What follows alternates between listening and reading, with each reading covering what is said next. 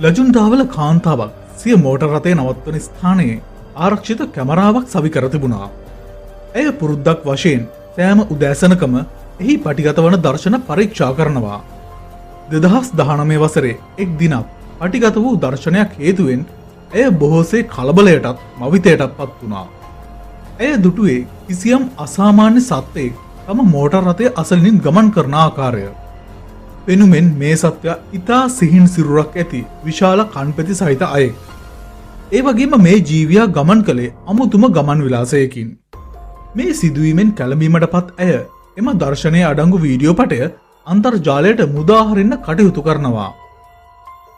ඔයා හිතුව වගේම මේ වීඩියෝව අන්තර්ජාලයේ ඉතාමත් වේගෙන් වෛරල් වෙන්න පටන් ගන්නවා.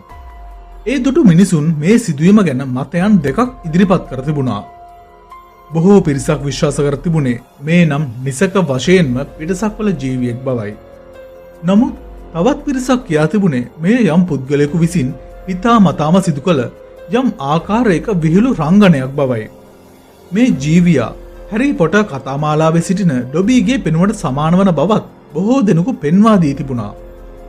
මේ සිටින්නේ පිටසක්වල ජීවියෙකු නොව කලිසමක් හිසමත රඳවාගෙන අමුතුමාකාරයකින් ගමන් කරන කුඩා දරුවෙක් බවට පිරිසක් ප්‍රකාශ කරද්දී තවමත් බොහෝ දෙනෙකු විශ්වාස කරන්නේ මේ ආකාරයට කැමරාවේ සටහන් වී ඇත්තේ සැබෑම පිටසක්වල ජීවියෙකු බවයි.